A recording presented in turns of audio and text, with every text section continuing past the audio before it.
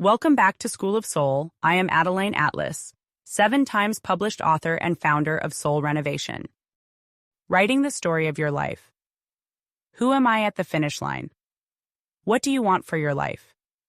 Be honest. Strip away the outside noise, the expectations, the fear of dreaming too big. What does your heart want? Because here's the thing. Your subconscious mind is ready and waiting to give you exactly what you ask for, but only if you ask it clearly. It's like handing someone a shopping list written in invisible ink. How can they deliver if they don't know what you're asking for? So, let's make it plain. Let's get specific. Let's start building the blueprint for the life you've always known, deep down, was meant for you. First, ask yourself the important questions. They don't need to be profound. They just need to resonate with you. How would I act if the person I respect most was watching? What are my aspirations and intentions? Where do I dream of traveling? How much do I want to earn, save, or invest? What skills, languages, or hobbies have I always wanted to master? What unfinished projects or goals could I finally complete if I stopped getting in my own way? You are what you're attracting. We've all heard it before. Like attracts like. But let me break it down for you in a way that hits home. If you want better, make yourself better. Think you deserve more? Upgrade yourself. The universe doesn't hand you things you're not ready to receive. It aligns with who you are being. It's not about being perfect. It's about being intentional. But I get it. It's not easy to just wake up one morning and declare, "This is who I am now," and believe it wholeheartedly. Change can feel impossible when you're carrying the weight of your old self on your back. That's why I like to start by asking a different question. Who don't I want to be anymore? Let me tell you, as someone who has dedicated their life to transformation, nothing sparks change faster than knowing exactly what you're done with. You know that version of yourself who settles, procrastinates, self-sabotages, or carries the weight of other people's judgments? Yeah, you're saying goodbye to that version today. Because once you know what you're not willing to tolerate from yourself anymore, the opposite becomes crystal clear. Okay, now I understand it's not that easy to right off the bat say, "Hey, this is who I want to be now." So to make it easy, you will first look at who you don't want to be anymore. Trust me, as a human who has dedicated their life to change, the quickest way to change is to first look at who you never want to be ever again. Because who you want to be is the opposite of that starting point. Because the mind automatically focuses on the negative, it is easier for the mind to spit out all it does not like about ourselves than it is about what it does like. Isn't that sad? It is. And you will harness this to your advantage in order to get a list out of all you do not like about yourself. From there, you will reverse it and find the opposite in order to see which direction you want to get heading. Let's take a deep dive into who you currently are and who you never want to be again. Forget about who you do want to be for a moment. Let's get hyper-focused on what you don't like about yourself. Print off the downloadable template, and let's begin. This exercise is to prepare to create affirmations and a new life story.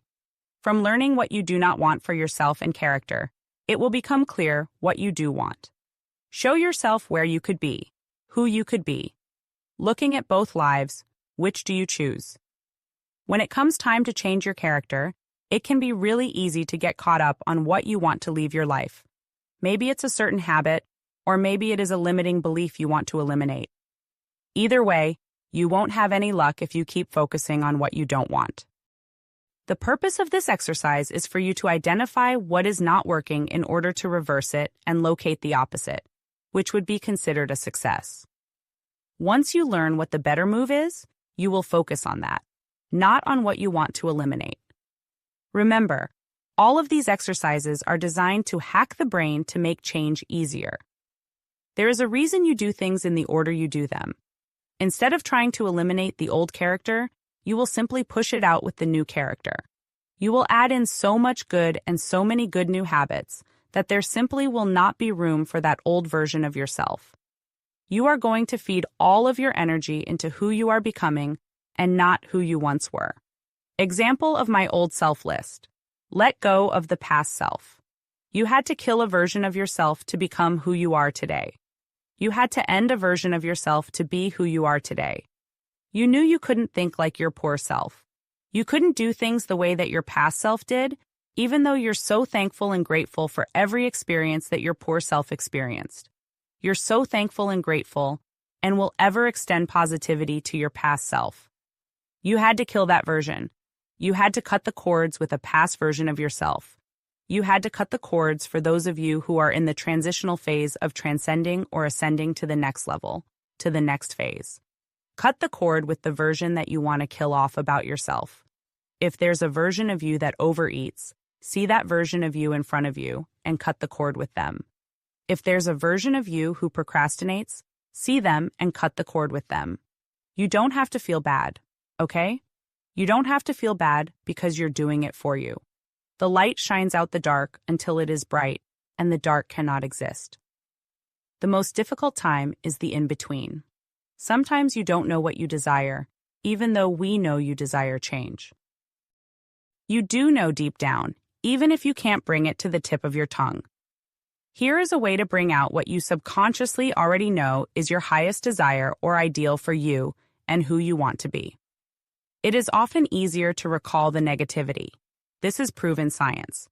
For some reason, the mind loves to add more value to the negative than the positive, which is why affirmations are so important in repetition. The dominant thought wins, meaning you need to program yourself only one time more with the positive than the negative for it to become the dominant, winning thought. For example, if the negative thought is repeated 89 times in your life, stored in your mind, and marked on your DNA, you only need to repeat the positive counteractive 90 times. Only one more time to force the repositioning of the dominant thought. Now, because the mind loves to remember the negative so easily, let's use that to your advantage with this exercise as you try to bring forth and up and out of you what your highest ideal self is. When you can't think of what you desire, it is easy to know what you do not desire.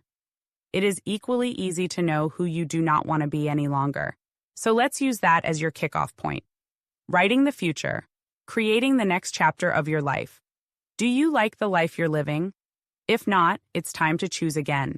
Life is far too short to keep playing a hand you were ready to fold on ages ago. Instead of focusing on the chapters that are already written, let's start scripting the ones still to come. What do you want your story to look like? What mark do you want to leave on the world? These questions aren't just whimsical musings. They're the foundation for creating your future. You hold the pen. Every thought you think, every word you speak, is part of the narrative shaping your life. The key to rewriting your story starts with aligning your words and thoughts with the reality you want to create. When you speak your intentions with clarity and conviction, you're handing the universe precise instructions to follow. Creating your vision. Build the story of your life. Let's start with a simple exercise. Close your eyes and imagine your ideal future. Don't just skim over the highlights. Immerse yourself in the details. The more vivid your vision, the more powerful its pull on your reality. Think of it like writing the first draft of your next chapter. Walking through your new reality. Start with the seed of an idea, a new house, a dream career, a fulfilling relationship, and expand it. Imagine it so vividly that it feels as if you're already living it. If your vision is a new home, don't stop at picturing the exterior. Walk yourself through the experience of living in it. Imagine pulling into the driveway, feeling the wheels of your car crunch over the gravel. Picture stepping up to the front door, turning the handle, and stepping into a light-filled foyer. Imagine the way sunlight filters through the windows, warming the wooden floors beneath your feet. Walk into the kitchen. Run your hand over the countertops. Smell the faint aroma of fresh coffee. Picture every detail until your vision becomes as real in your mind as it will be in your reality. If it's a career you're envisioning, see yourself thriving in that role. What's your office like? How do you feel as you accomplish your goals? Imagine the sense of satisfaction and fulfillment radiating through you as you live this version of your life. The more real your story feels in your imagination, the easier it becomes for your reality to catch up, bringing your vision to life. The power of scripting. Now, Take what you visualized and bring it into the physical realm. Write it down. Scripting your story is one of the most powerful ways to anchor your vision. This isn't just a journal entry, it's a living blueprint for your future. Here's how. Write in present tense. Describe your dream life as if you're already living it. Instead of, I will have a new house, write, I love my new house. The drop-down living room is perfect for hosting friends, and the sunlight streaming through the windows fills me with gratitude every morning. Use rich details. Don't skimp on the specifics. Write about the colors, textures, sounds, and even smells of your vision. Let your words paint a vivid picture. Feel the emotions. As you write, tap into how this version of your life feels. Does it bring joy, peace, excitement? Let those emotions pour into your words. They're the energetic glue that binds your vision to reality. Revisit. Often. This isn't a one-and-done exercise. Keep refining and expanding your story as your vision evolves. Read it back to yourself daily, letting it remind you of the life you're creating. Living the story. You write. You're not just the author of your life, you're the protagonist too. As you write your future story, embody the energy of the person who is already living it. Start acting, speaking, and thinking like that version of yourself today. Your story isn't written in stone. It's a living, breathing manuscript, ready for new chapters. Every word you write and every detail you envision is another step toward aligning with the reality you desire. By scripting your life with intention and clarity, you're not just dreaming, you're creating. Rewriting the past. The power of revision. Have you ever stopped to think that the story you tell yourself about your past is just that? A story? Your memories aren't fixed. They're fluid, shaped by your current emotions, beliefs, and perceptions. That embarrassing moment you keep replaying, that missed opportunity you regret, that argument you wish you'd handled differently. What if you could rewrite all of it? This isn't some whimsical idea. Quantum physics, psychology, and even ancient teachings like those of Neville Goddard reveal a profound truth. The past isn't set in stone. It's as malleable as wet clay, ready to be reshaped into a narrative that serves you. The power of revision.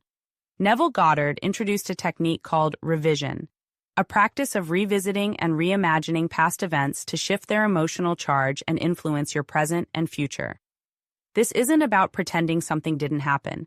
It's about reframing it in a way that empowers you. Imagine this. You're haunted by a conversation where you felt powerless or said the wrong thing. Instead of looping through that memory with frustration or shame, revision invites you to revisit it in your mind and rewrite the outcome. Picture yourself handling the situation with grace, confidence, and composure. Replay this new version over and over until it becomes the dominant story in your mind. Here's the wild part. Your brain doesn't know the difference between the original memory and the revised one. Each time you recall a memory, you reconstruct it. It's not like pulling a file from a cabinet. It's like editing a scene in a movie. When you actively engage with a revised version, you can overwrite the original and create a new emotional imprint. This isn't just wishful thinking. It's using the science of memory to reclaim your narrative. Memory, a flexible script. Your mind is both the director and editor of your life's movie. Every time you recall a memory, you're tweaking the script. This means the story you tell about your past isn't objective. It's a collaboration between the facts of the event and your current interpretation. Psychology shows you that memories are influenced by your emotional state at the time of recall. If you revisit a memory while feeling empowered, you can literally alter its emotional charge. What does this mean for you? It means you have the power to transform moments of regret or pain into sources of strength and wisdom. Think of your mind as a film editor, with the ability to cut, rearrange, and even rewrite scenes. You can't change the original event, but you can change the meaning it holds for you. This is your chance to turn painful memories into stepping stones for growth. Quantum physics. Tuning into parallel realities. Quantum physics tells you that infinite versions of reality coexist simultaneously. Somewhere out there is the version of you who handled that argument with calm and clarity, who walked away from that missed opportunity stronger and wiser, who turned every setback into a triumph.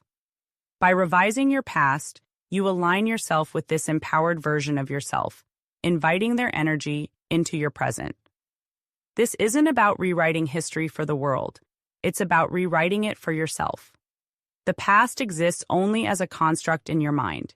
You get to choose which version to focus on and which to let fade. A practical exercise: rewriting your past. Ready to put this into action? Here's a simple yet transformative exercise to help you engage with the power of revision. Identify a memory. Choose a moment from your past that feels unresolved or limiting.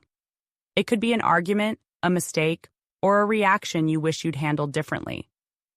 Revisit it. Close your eyes and bring the memory to life in your mind. See it unfold like a scene in a movie. Rewrite it. Now imagine the event playing out in a way that serves you. Picture yourself acting with confidence, compassion, or courage. Change the dialogue, the actions, or even the outcome. Feel it. Engage all your senses. How does this new version feel? Anchor yourself in the emotions of strength, peace, or joy that come with it. Repeat. Return to this revised memory often, letting it replace the original narrative in your mind. From victim to creator. This process isn't about sugarcoating reality or denying challenges. It's about taking control of your narrative. You're no longer a passive participant in the story of your life. Instead, you're the author, actively deciding how the past shapes your present. Each time you revise a memory, you're rewiring your brain, shifting your energy, and stepping closer to the person you want to be. By transforming the story of your past, you're not just healing old wounds. You're building a stronger, more empowered version of yourself. If you like this subject and you would like to learn more, order your copy of School of Soul, Every Word on Amazon, and learn the true power of the spoken word.